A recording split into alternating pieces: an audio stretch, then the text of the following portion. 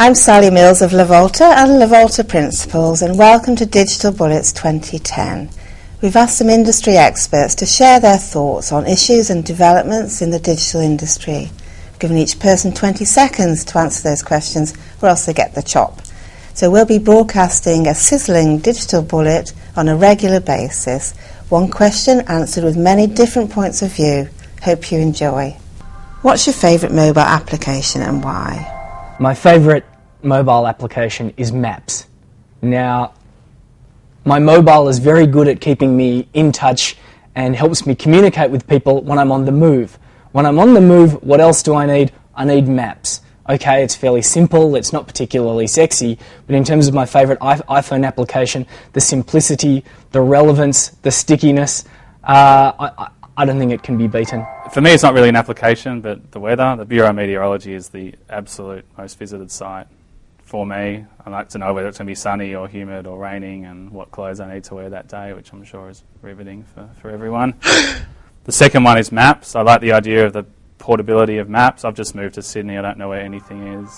My favourite mobile application is Sleep Cycle because I don't sleep that much, but when I do sleep, I like to know what level or what the depth of my sleep was. I use a Tibetan Bowls application to help me meditate. I use Metlink to find out how late I am for my train.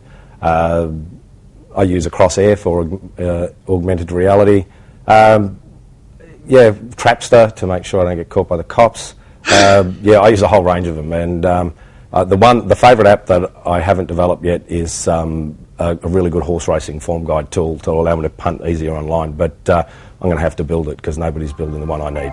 It's not the application I use most often, but probably my favourite is the Foxtel Guide, which might seem a little bit boring, but it's actually a really good example of where the application benefits the service, and it's not just a utility in itself.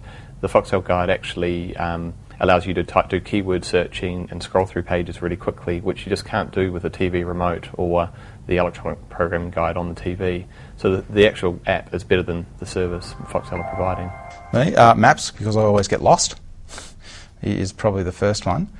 And the other one I use, which is World Card Reader. So every time I get a business card now, I can just put it in my contacts straight away. I think Shazam has to be number one, closely followed by TuneWiki.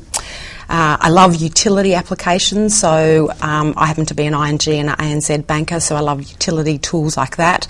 And I love news utility tools. I think my number one favourite would be Engadget. And then there are apps that don't necessarily add fun, don't necessarily add value, are complete time wasters, but I love them nonetheless. And Doodle Jump has to come in at number one for me. My most favourite application has got to be Google Maps because I get lost all the time, so I really like to use that. Foursquare I use at least a couple of times a day, and TweetDeck. Particular favourite for me is the recent launch of the Major League Baseball MLB At-Bat app. It's a $14.99 price point US, increase from $5 from last year. Within 2 days of launching, and this is pre-season, it's now the number one revenue generating app. After spending a long time trying to resist the iPhone, I recently have purchased an iPod Touch, mainly for the convenience of having apps to play with my son, who's 2. So a lot of the apps for children's education are my current favourites, and it's really exciting, the opportunity to learn and interact. I still love voice on the mobile. I think it's one of the most underrated applications on a mobile device, and email. Yes, I have a range of other applications, get my footy scores, my stock market results and business applications that I use, but to me, email and voice are the two, because it means I can work from anywhere. I actually think the two most useful ones at the moment are a compass, and the second one is a spirit level. And I know that they're not necessarily cool and sort of the latest greatest thing, but I think they've probably done more to reduce arguments across the globe than anything else I've seen in a while. And just having to be able to use the devices and to get those sorts of applications, again, just things you can use in your everyday life. Well, this might be a bit of a surprise because I have lots of applications on my iPhone, but my favorite is the one that I use the most. It's Apple. In fact, simply names it Phone.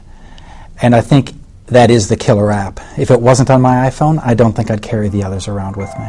My favourite mobile application, well, I actually have many I use. I think I've got about 30 or 40 on my iPhone. I can't help it. It's a bit like a drug. I love eBuddy. Why? Because I can then have Instant Messenger running not only on my desktop but also on my handheld while I am running around. I love WorldCard, which allows me to scan quickly the business cards that I get every single day and categorise them, and I love games.